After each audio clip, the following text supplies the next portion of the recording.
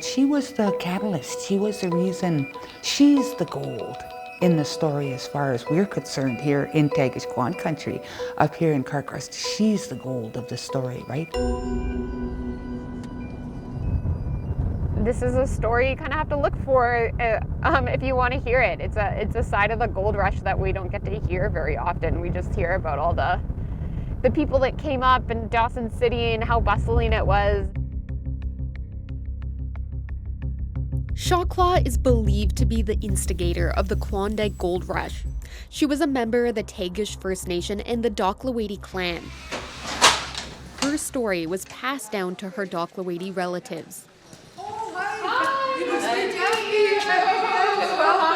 must be Bessie. Bessie, nice to meet you. She's the reason the Klondike Gold Rush started. There's no doubt in my mind that her skills absolutely supported these men in their quest for gold. Shaaw Tláa was raised here, around this area of Carcross, and was the middle child in a family of 8 siblings. Eventually, Shaaw Tláa would become known as Kate Carmack, when she would marry a prospector who moved north to get rich. George Carmack moved quickly. At first, he married Shaaw Tláa's relative, but she died just months after the marriage. So George married Shaaw Tláa. And that's how clans would do it, so that no one was left behind. You know, if there was someone that could be paired with a widow, then they would do that. Eventually, Sha Claw and George left Carcross in search for gold, and they were gone for many years. Now this is where her famous brother, Skookum Jim, comes in. Tlingit. This is Sha Claw's great-grandniece, Gutstateen Bessie Jim. She shares the legend of Skookum Jim and how he received an important message before he went looking for his sister. As the story goes, he was ill and went to sit in the sun when he came upon a frog stuck in a hole. He put his cane down. They say that frog jumped on the end of it and he put it up to the ground, and then he called those boys, "Take this frog to the water right away." He said. They run with it. And he had a dream, or like if it really happened, he said that frog was just green and just full of life, sitting right here on his chest. That frog talked to him. Tell him, "You helped me.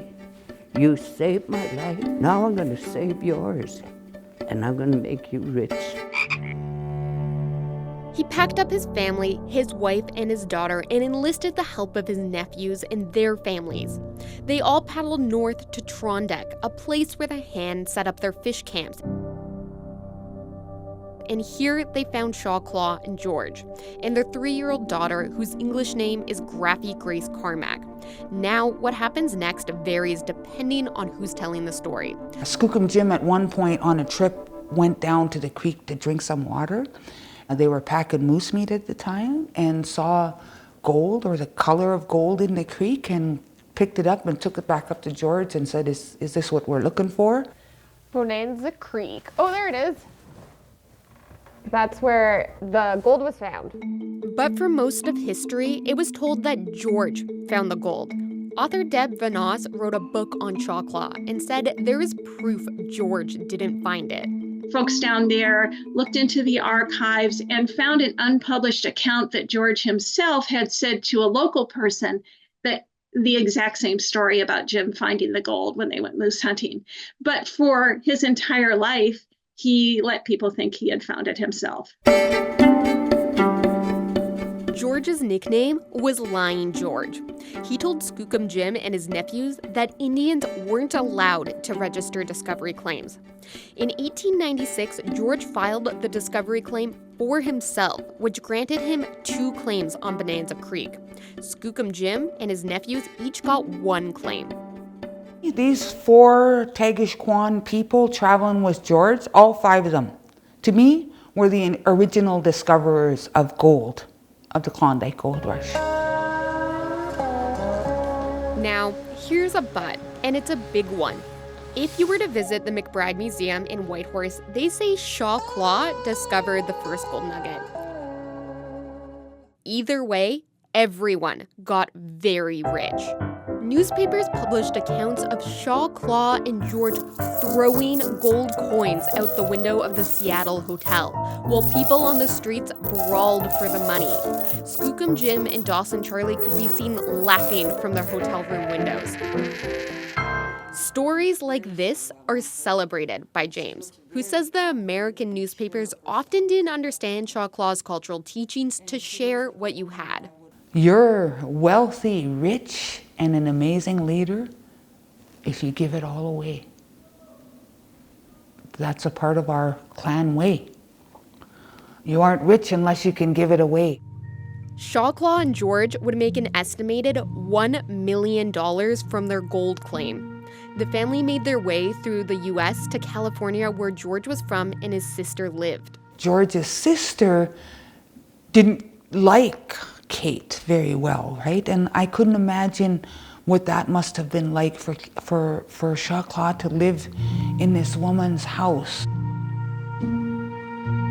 Sha Claw and George Carmack were living in California, but George returned back to their claim up north where he met another woman, a prostitute in Dawson City, that he eventually married and ran away with. Sha Claw was still living with his sister in California, and the two never saw each other again. She eventually moved back here to Carcross and lived somewhere in this neighborhood in a house that Skookum Jim had built for her. Sha Claw was left with almost nothing from their fortune. She tried to take the legal route to get what she was owed from George, but their traditional marriage back in Carcross wasn't recognized by the court. At the time, it wouldn't be acknowledged that our ways of knowing and being actually meant something to anybody. Today, I think they would. Skookum Jim Dachtawedi house in Carcross. Sha Claw's family still had quite a bit of wealth. It came from Skookum Jim and her nephew's claims. But there's been a deep separation in the family ever since. When Sha Claw's daughter was 16, she went to visit her father and his new wife Marguerite in Seattle. Graffy Grace had a child with Marguerite's brother, married him, and never returned to Carcross. Sha Claw never met her grandson, who was named after Skookum Jim. Skookum Jim's memory lives on here, the Yukon's oldest Indigenous organization, called the Skookum Jim Friendship Center.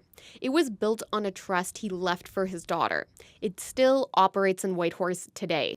Desiree Anderson, the Friendship Center's cultural program manager, says she came here as a child. A place where you can go to get help and support, whether it's for school, for employment, for cultural reconnection. Looking around the Yukon, though, you don't see the name Sha Claw like you see her brother Skookum Jim's.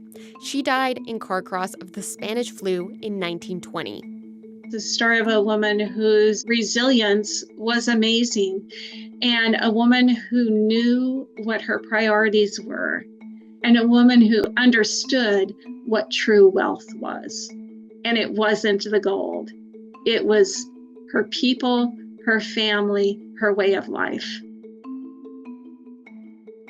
Sha Claw, this beautiful woman who in our history blazed the trail through some pretty tough times and traumatic times for our people. Her story wasn't properly told. She wasn't properly acknowledged or respected, or was our culture and our ways at the time. We'll never know exactly who picked up that first gold nugget, but that moment changed the Yukon forever. And Sha Claw never benefited from the gold rush in the same way the men she kept alive did, even though once she was the wealthiest Indigenous woman in the world. For CBC Indigenous, I'm Jackie McKay in Whitehorse.